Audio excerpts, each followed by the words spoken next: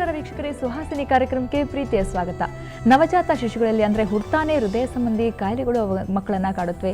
ನವಜಾತ ಶಿಶುಗಳಲ್ಲಿ ಇಂತಹ ಸಮಸ್ಯೆ ಬರೋದು ಯಾಕೆ? ಹುಟ್ಟಾನೆ ಹೃದಯ ಸಂಬಂಧಿ ಕಾಯಿಲೆಗಳು ಅಂದರೆ ಯಾವೆಲ್ಲ ಕಾಯಿಲೆಗಳು ಆ ಮಕ್ಕಳಲ್ಲಿ ಕಾಣಿಸ್ಕೊಳ್ಳುತ್ತೆ? ಇದಕ್ಕೆ ಪರಿಹಾರ ಏನು, ಚಿಕಿತ್ಸೆ ಏನಿದೆ ತಿಳ್ಕೊಳ್ಳೋಣ. ಇವತ್ತಿನ ಸುಹಾಸಿನಿಯಲ್ಲಿ ಮತ್ತೊಮ್ಮೆ ಕಾರ್ಯಕ್ರಮಕ್ಕೆ ಸ್ವಾಗತ. ನಾನು ನಿಮ್ಮ ಗೆಳತಿ ಸಬೀತಾ.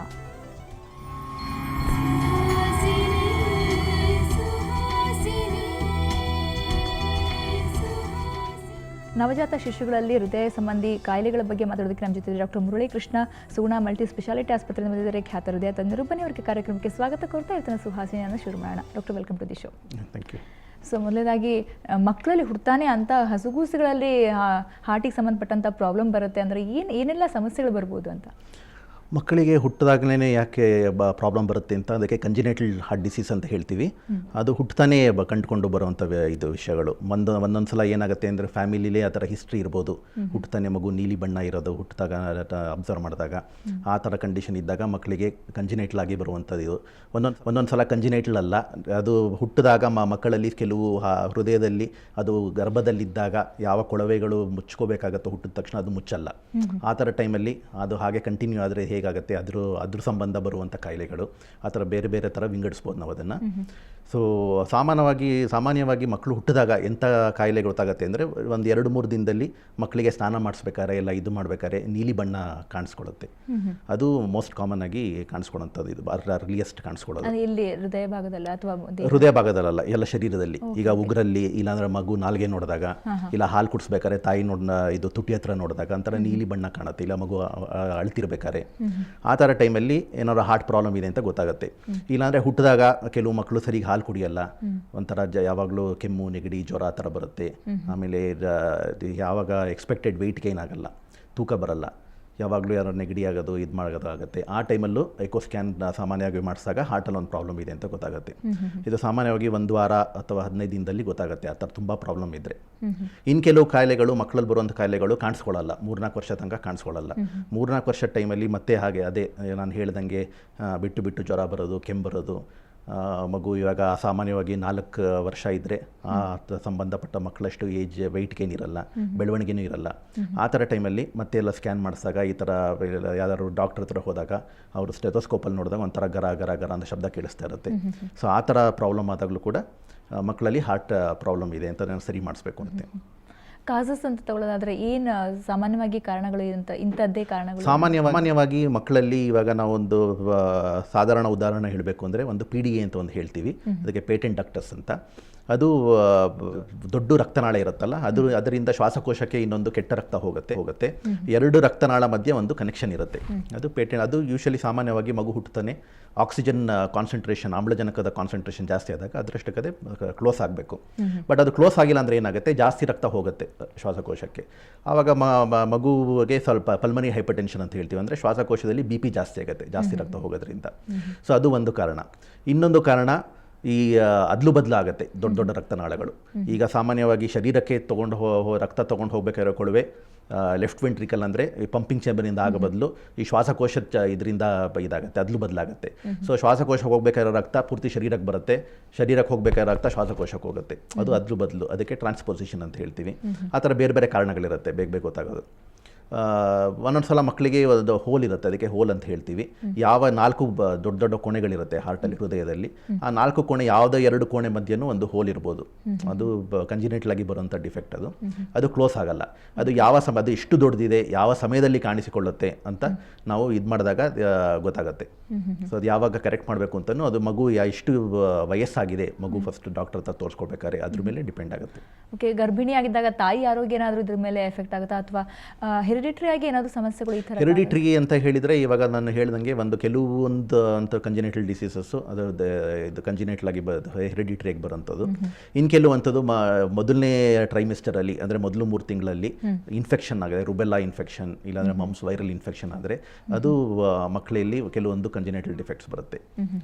ಅದು ಬಿಟ್ಟರೆ 2ನೇ ಟ್ರೈಮಿಸ್ಟರ್ ಇಲ್ಲ 3ನೇ ಇದರಲ್ಲಿ ಅಂತ ಏನು ಬರಲ್ಲ. ಮೊದಲನೇ ಟ್ರೈಮಿಸ್ಟರಲ್ಲಿ ಎಲ್ಲ ಆರ್ಗನ್ಸ್ ಎಲ್ಲ ಅವಾಗ ಇದಾಗೋದ್ರಿಂದ ಫಾರ್ಮೇಷನ್ ಆಗಿರೋದ್ರಿಂದ ಫಸ್ಟ್ 6 ವೀಕ್ಸ್ ತುಂಬ ಕೇರ್ಫುಲ್ ಆಗಿರಬೇಕು. ಯಾರು ವೈರಲ್ ಫೀವರ್ ಬರೋದಾಗಲಿ ಇನ್ಫೆಕ್ಷನ್ ಆಗೋದಾಗಲಿ ಆದರೆ ಆಗ ಮಗು ಮೇಲೆ ಪರಿಣಾಮ ಬೀರ್ಬೋದು, ಹೃದಯದ ಮೇಲೆ. ಮತ್ತು ಮಕ್ಕಳಲ್ಲಿ ಕೆಲವು ಸರಿ ಹೇಳ್ತಾರೆ ಹಾರ್ಟಲ್ಲಿ ಹೋಲ್ ಇದೆ ಅಂತ, ಇದು ಸಾಧ್ಯನಾ ಅಂತ ಹಸುಗೂಸುಗಳಲ್ಲಿ ಕೂಡ ಕಂಡುಬರುತ್ತೆ? ಹೌದು, ಅದು ಆವಾಗಲೇ ಕಾಣಿಸ್ಕೊಂಡು ಬರೋದು. ಬಟ್ ಅದು ಹೋಲ್ ಎಷ್ಟು ದೊಡ್ಡದಿದೆ ಅದ್ರ ಮೇಲೆ ಮಗು ಯಾವಾಗ ಡಾಕ್ಟರ್ ಹತ್ರ ಬರುತ್ತೆ ಅಂತ ಇದಾಗುತ್ತೆ. ಸರ್ವೇ ಸಾಮಾನ್ಯವಾಗಿ ಈಗ ತುಂಬ ಸಣ್ಣ ಹೋಲ್ ಇದ್ರೆ, ಇವಾಗ ವೆಂಟ್ರಿಕಲ್ ಮಧ್ಯೆ ತುಂಬ ಸಣ್ಣ ಹೋಲ್ ಇದ್ರೆ ಅದು ಯೂಶಲಿ 2-3 ವರ್ಷದೊಳಗೆ ತಾನಾಗೆ ಕ್ಲೋಸ್ ಆಗುತ್ತೆ. ಬಟ್ ಕೆಲವೊಂದು ಕಡೆ ಹೋಲ್ಗಳದ್ದು ಎಲ್ಲಿ ಯಾವ ಭಾಗದಲ್ಲಿ ಇದೆ ಅಂತ ಅದ್ರ ಮೇಲೆ ಇದಾಗುತ್ತೆ. ಇವಾಗ ದೊಡ್ಡ ರಕ್ತನಾಳದ ಮಧ್ಯ ಕೆಳಗಡೆ ಇದ್ರೆ ಅವಾಗ ಅದು ಕ್ಲೋಸ್ ಆಗಲ್ಲ. ನೀವು ಎಷ್ಟೇ ವರ್ಷ ಕಾಯ್ದರೂ ಕ್ಲೋಸ್ ಆಗಲ್ಲ. ನಾವು ಸರ್ವೇ ಸಾಮಾನ್ಯವಾಗಿ ಅವ್ರಿಗೆ ಹೇಳ್ತೀವಿ, ಇವಾಗ 7 ವರ್ಷದೊಳಗೆ ತನಕ ವೆಯ್ಟ್ ಮಾಡೋಣ, ತುಂಬ ದೊಡ್ಡದಿಲ್ಲ ಅಂದರೆ, ಸ್ವಲ್ಪ ಚಿಕ್ಕದಾಗಿರುತ್ತೆ, ಒಂದು 4 ಮಿಲಿಮೀಟರ್ 5 ಮಿಲಿಮೀಟರ್ ಇದ್ದರೆ ನಾವು ಹೇಳ್ತೀವಿ ಒಂದು 2-3 ವರ್ಷ ಕಾಯ್ದು ನೋಡೋಣ ಅಂತ. ಅಷ್ಟು ವರ್ಷ ಕಾಯ್ದ್ರೂ ಅದು ಕ್ಲೋಸ್ ಆಗಿಲ್ಲ ಅಂತ ಹೇಳಿದರೆ ನಾವು ಅದನ್ನು ಮುಚ್ಚಬೇಕಾಗತ್ತೆ. ಮುಚ್ಚಿಲ್ಲ ಅಂದರೆ ಏನಾಗುತ್ತೆ, ಜಾಸ್ತಿ ಶ್ವಾಸಕೋಶಕ್ಕೆ ಜಾಸ್ತಿ ರಕ್ತ ಹೋಗ್ಬಿಟ್ಟು ಆಮೇಲೆ ಅದ್ರ ಕಾರಣಾಂತರವಾಗಿ ಬೇರೆ ಪ್ರಾಬ್ಲಮ್ ಬರುತ್ತೆ ಮಗುಗೆ. ಈಗ ಲಂಗ್ಸಲ್ಲಿ ಹೈಪರ್ ಟೆನ್ಷನ್ ಜಾಸ್ತಿ ಆಗೋದು, ಆಮೇಲೆ ವೆಯ್ಟ್ ಗೇನ್ ಕಡಿಮೆ ಆಗೋದು, ಆ ಥರ ಪ್ರಾಬ್ಲಮ್ಸ್ ಬರುತ್ತೆ. ಓಕೆ. ಬೇರೆ ಸರಿ ಈಗ ಹೇಳಿದ್ರೆ ಕೆಲವು ಸರಿ ಗೊತ್ತಾಗಲ್ಲ 4 ವರ್ಷ ನಂತರ, ಆಮೇಲೆ ಆ ಏಜಲ್ಲಿ ಗೊತ್ತಾಗ್ಬೋದು ಮಗುವಲ್ಲಿ ಏನೋ ಹಾರ್ಟಲ್ಲಿ ಇದೆ ಅಂತ. ಆ ಟೈಮಲ್ಲಿ ಏನು ರಿಸ್ಕ್ ಆಗ್ಬೋದು ಅಂತ? ಸಾಮಾನ್ಯವಾಗಿ ಗೊತ್ತಾಗೋದು ಹೇಗೆ ಅಂದರೆ, ಸ್ಕೂಲ್ ಹೆಲ್ತ್ ಚೆಕಪ್ ಅನ್ನು ಮಾಡ್ತಾರೆ. ಮಕ್ಕಳು ಸ್ಕೂಲಿಗೆ ಸೇರಿದಾಗ 6 ವರ್ಷ 7 ವರ್ಷ ಟೈಮಲ್ಲಿ ಸ್ಕೂಲ್ ಹೆಲ್ತ್ ಚೆಕಪ್ಪಲ್ಲಿ ಜನರಲ್ ಆಗಿ ಮಾಡಿಸ್ತಾರೆ. ಆ ಟೈಮಲ್ಲಿ ಮಕ್ಕಳಿಗೆ ಡೀಟೇಲಾಗಿ ಪರೀಕ್ಷೆ ಮಾಡಿದಾಗ ಒಂದು ಮರ್ಮರ್ ಅಂತ ಹೇಳ್ತೀವಿ, ಮರ್ಮರ್ ಅಂತ ಕಾಣಿಸ್ಕೊಡುತ್ತೆ. ಸೊ ಕೆಲವೊಂದು ಹೃದಯ ಕಾಯಿಲೆಗಳು ಅದರಿಂದನೇ ಕಾಣಿಸ್ಕೊಳ್ಳೋದು, ಇಲ್ಲಾಂದ್ರೆ ಗೊತ್ತಾಗಲ್ಲ. ಇಲ್ಲಾಂದ್ರೆ ಮಕ್ಕಳಿಗೆ ಏನು ಪ್ರಾಬ್ಲಮ್ ಇರಲ್ಲ, ಅವರು ಬೇರೆ ಮಕ್ಕಳು ಥರ ಆಟ ಆಡ್ತಾ ಇರ್ತಾರೆ, ಇದು ಮಾಡ್ತಾ ಇರ್ತಾರೆ. ಬಟ್ ಈ ಪರೀಕ್ಷೆಯಲ್ಲಿ ವೈದ್ಯರು ಪರೀಕ್ಷೆ ಮಾಡಿದಾಗ ಅವಾಗ ಅವ್ರಿಗೆ ಗೊತ್ತಾಗುತ್ತೆ ಏನೋ ಪ್ರಾಬ್ಲಮ್ ಇದೆ ಅಂತ. ಆ ಥರ ಟೈಮಲ್ಲಿ ನಾವು ಎಲೆಕ್ಟಿವ್ ಆಗಿ ಕ್ಲೋಸ್ ಮಾಡ್ತೀವಿ ಅದನ್ನು. ಯಾಕೆಂದರೆ ಜಾಸ್ತಿ ದಿನ ಬಿಟ್ಟರೆ ಕೆಲವೊಂದು ಸಲ 20 ವರ್ಷ 30 ವರ್ಷ ಆದ್ರೂ ಅದಷ್ಟೊತ್ತಿಗೆ ತುಂಬ ದೊಡ್ಡದಾಗಿ ತುಂಬ ಲೇಟಾಗಿ ಹೋಗುತ್ತೆ ಆಪ್ರೇಷನ್ ಮಾಡೋದು. ಸೊ ಆ ಥರ ಗೊತ್ತಾದರೆ ನಾವು ಆದಷ್ಟು ಬೇಗ ಮಕ್ಕಳಿಗೆ ಸ್ಕೂಲ್ ಏಜಲ್ಲೇ ಯಾವಾಗ ಕಂಡುಹಿಡಿತೀವಿ ಆವಾಗಲೇ ಇದು ಮಾಡೋಕ್ಕೆ ಟ್ರೈ ಮಾಡ್ತೀವಿ. ಇಲ್ಲಾಂದರೆ ಅಕಸ್ಮಾತ್ ಹಾಗೆ ಬಿಟ್ಟರೆ ಏನಾಗುತ್ತೆ, ಹಾಗೆ ಬರ್ತಾ ಬರ್ತಾ ಆಮೇಲೆ ಆಪ್ರೇಷನ್ ಮಾಡಲಿಕ್ಕಾಗಲ್ಲ. ಒಂದು 15 ವರ್ಷ ಆದರೆ ಶ್ವಾಸಕೋಶದಲ್ಲಿ ತುಂಬ BP ಜಾಸ್ತಿ ಆದರೆ ಆಮೇಲೆ ನಾವು ಹೋಲನ್ನು ಕ್ಲೋಸ್ ಮಾಡಿದರೂ ಕೂಡ ಪ್ರೆಷರ್ ಕಡಿಮೆ ಆಗಲ್ಲ. ಸೊ ಅದರಿಂದ ಅದಕ್ಕೆ we should not wait for ಅಲ್ಲಿ ಅಷ್ಟು ದೂರ ಹೋಗೋ ತನಕ ನಾವು ಕಾಯಬಾರ್ದು. ಅರ್ಲಿ ಸ್ಟೇಜಲ್ಲಿ. ಸೊ ಮಕ್ಕಳಲ್ಲಿ ಶಸ್ತ್ರಚಿಕಿತ್ಸೆ ಮಾಡ್ಬೋದಾ, ಅಂದರೆ ಏನು ಟ್ರೀಟ್ಮೆಂಟ್ ಇದೆ ಇದಕ್ಕೆ ಅಂತ? ಮಕ್ಕಳಲ್ಲಿ ಅದೇ ನಾನು ಮೊದಲೇ ಹೇಳ್ದಂಗೆ ಯಾವ ವಯಸ್ಸಿನಲ್ಲಿ ಮಕ್ಕಳು ಫಸ್ಟ್ ಬರ್ತಾರೆ ಅಂತ. ಈಗ ನೀಲಿ ಬಣ್ಣ ಎಲ್ಲ ಬಂತು ಅಂತ ಹೇಳಿದರೆ ಅದನ್ನು ಆವಾಗಲೇ ಮಾಡಬೇಕು. 1 ತಿಂಗಳೊಳಗಡೆ ಮಗು ಇರುತ್ತೆ, 1 ವಾರದಲ್ಲೇ ಮಾಡಬೇಕು ಅದನ್ನು. ಅದು ರಿಸ್ಕಿ, ಡೆಫಿನೆಟ್ಲಿ ಅದು ರಿಸ್ಕಿ. ಏಕೆಂದರೆ ಹಾರ್ಟ್ ನಿಲ್ಲಿಸ್ಬಿಟ್ಟು ಅಷ್ಟು ಸಣ್ಣ ಮಗುಲ್ ಆಪ್ರೇಷನ್ ಮಾಡೋದ್ರಿಂದ ಅದು ಡೆಫಿನೆಟಾಗಿ ರಿಸ್ಕ್ ಇದೆ. ಬಟ್ ನಾವು ಆಪ್ರೇಷನ್ ಮಾಡಿಲ್ಲ ಅಂತ ಹೇಳಿದರೆ ಮಗು ಬೆಳವಣಿಗೆನೇ ಆಗಲ್ಲ. ಸೊ ಅದು it is not compatible with life.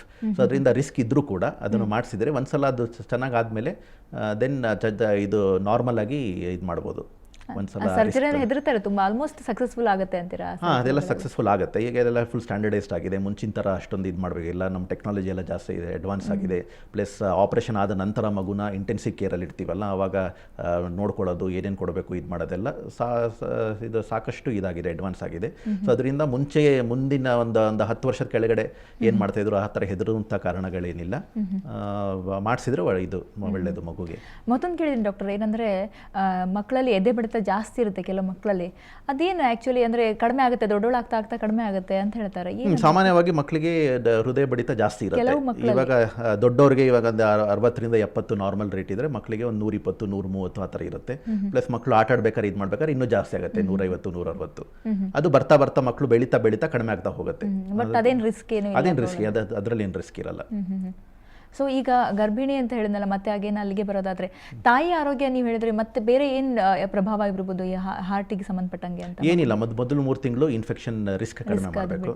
ಅದು ಎಲ್ಲ ಕ್ರೌಡೆಡ್ ಕಂಡೀಷನ್ಸ್ ಇದ್ರೆ ಇದಿದ್ರೆ ಸ್ವಲ್ಪ ಜಾಸ್ತಿ ವೈರಲ್ ಫೀವರ್ ಎಲ್ಲ ಜಾಸ್ತಿ ಸ್ಪ್ರೆಡ್ ಆಗುತ್ತೆ. ಅದು ಇವಾಗೆಲ್ಲ ಸಾಮಾನ್ಯವಾಗಿ ವ್ಯಾಕ್ಸಿನೇಷನ್ ಎಲ್ಲ ಕೊಡಿಸೋದ್ರಿಂದ ಮುಂಚೆ ಬರ್ತಿದ್ದ ಥರ ಕಾಯಿಲೆಗಳು ಕಾಣಿಸ್ಕೊಳ್ಳಲ್ಲ. ಈಗ ರೂಬೆಲ್ಲಾ ಮಮ್ಸ್ ಅಂತೆಲ್ಲ ಅದಕ್ಕೆಲ್ಲ ವ್ಯಾಕ್ಸಿನೇಷನ್ ಇದೆ, ಅದರಿಂದ ಕಾಣಿಸ್ಕೊಳ್ಳಲ್ಲ. ಸೊ ಅದೆಲ್ಲ ತಪ್ಪಿಸ್ಬೇಕು ಅಂತ ಹೇಳಿದರೆ ಶುಡ್ ಲೀವ್ ಇದು ಜಾಸ್ತಿ ಇದು ಏನು ಓಪನ್ ಏರು, ಇದು ಜಸ್ಟ್ ಸ್ಯಾನಿಟೇಷನ್ ಎಲ್ಲ ಚೆನ್ನಾಗಿ ಇದು ಮಾಡೋದು, ಬ್ಯಾಕ್ಟೀರಿಯಲ್ ಇನ್ಫೆಕ್ಷನ್ ಆಗಲಿ ಇದಾಗಲಿ ಇನ್ಫೆಕ್ಷನ್ ಬರದೇದಂಗೆ ಮಾಡೋದು.